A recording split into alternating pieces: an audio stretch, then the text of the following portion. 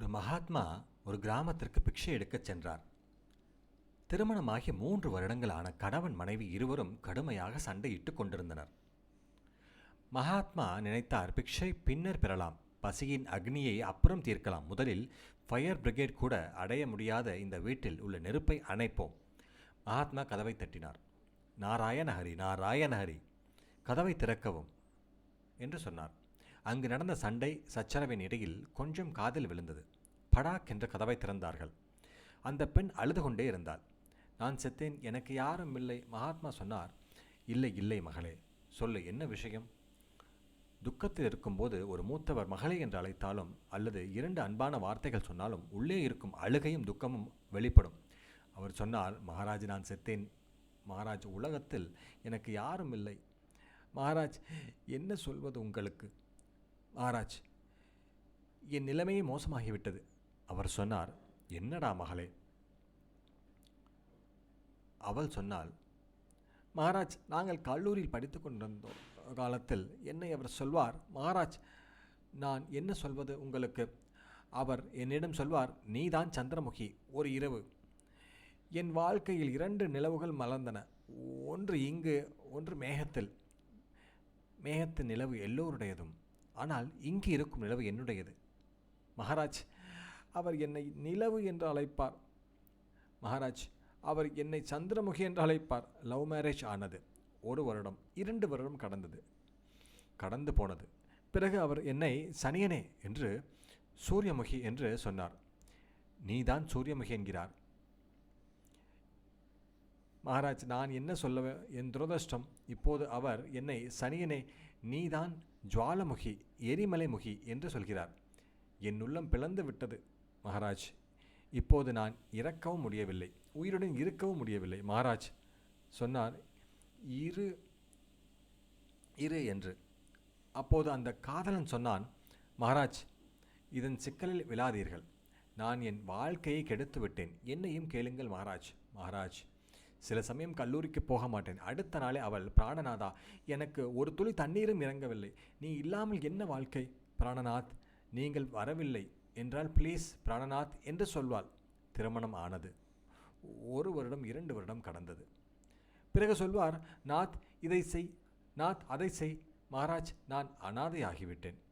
பிராணநாத் என்பதில் இருந்து வெறும் அனாதை ஆகிவிட்டேன். ஆனால் இப்போது மகாராஜ், நான் அனாதை ஆகிவிட்டேன் மகாராஜ். நான் என் சகோதரர்களிடம் உறவை உடைத்தேன், என் அம்மாவின் மனதை உடைத்தேன், அப்பாவின் மனதை உடைத்தேன், குடும்பத்தின் மனதை உடைத்தேன், என் ஜாதியினரின் மனதை உடைத்தேன் மகாராஜ். அவள் சொல்கிறாள், மகாராஜ், நானும் உடைத்தேன். ஆனால் உடைத்தது கோபத்தில் வந்து உடைத்தேன். ஆனால் காதல் விவகாரத்தில் பிரிந்தது. அவர்கள் மத கொள்கைகளின்படி ஒருவருக்கொருவர் பெற்றோரிடம் பேசி தங்கள் சொந்த பழக்க வழக்கங்கள் மற்றும் சடங்குகளின்படி தீபம் மற்றும் ஹவனம் உட்பட திருமணம் செய்து கொண்டால் இந்த மோசமான நாட்கள் வந்திருக்காது. திருமணம் என்பது மோசமானதல்ல, ஆனால் குருட்டுத்தனமான தீமைகளை பின்பற்றுவது மோசமானது. ஜெய்ராம் கேஜி. குழந்தையை பெறுவது தவறில்லை. எனக்கு 2 குழந்தைகள் இருக்கிறார்கள். ஜெய்ராம் கேஜி. ஒரு பையன், ஒரு பெண். வசிஷ்டருக்கும் குழந்தைகள் இருந்தனர். ஆனால் குழந்தைகளுக்கு பின் அல்லது பலர் சொல்வார்கள், குழந்தைகள் 2, 3 ஆபரேஷன் செய்து விடுங்கள் என்று. பின்னர் மனைவியின் உடல் போகத்தின் பொம்மையாகிறது, கணவனின் உடலும் போகத்தின் பொம்மையாகிறது. வெளியில் பார்த்தால் தங்களுக்கு நன்மை செய்வது போல தோன்றுகிறது. ஆனால் ஒருவரின் வாழ்க்கையை ஒருவர் அளிப்பார்கள். இல்லை இல்லை, யவன பாதுகாப்பு என்ற புத்தகத்தை கட்டுப்பாட்டுடன் படியுங்கள். தேஜஸான குழந்தையை பெறுங்கள். ராம் சுததாஸ்கி சொல்வார்கள், கீர்த்தனம் செய்வோர், பக்தி செய்வோர், பகவானின் நாமத்தை ஜபிப்போர், இப்படிப்பட்டவர்கள் ஆபரேஷன் செய்யாதீர்கள்.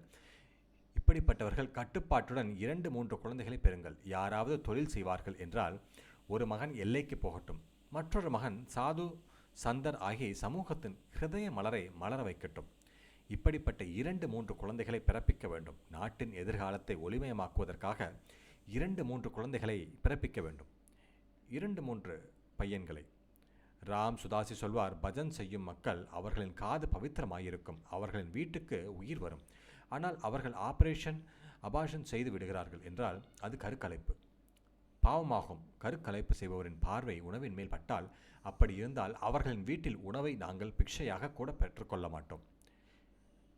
இது ஒரு பெரிய பாவம். 2 அல்லது 3 குழந்தைகளை நாட்டிற்கு சமர்ப்பிக்க வேண்டும். மது, மாமிசம், இது அது அல்லது ஹரிநாம கீர்த்தனை, பஜனைகள் அல்லது தியானம் போன்றவற்றை தவிர்ப்பவர்கள் திருமணத்திற்கு முன்பு அறுவை சிகிச்சை செய்யலாம். நாங்கள் அவர்களை தடுக்க மாட்டோம்.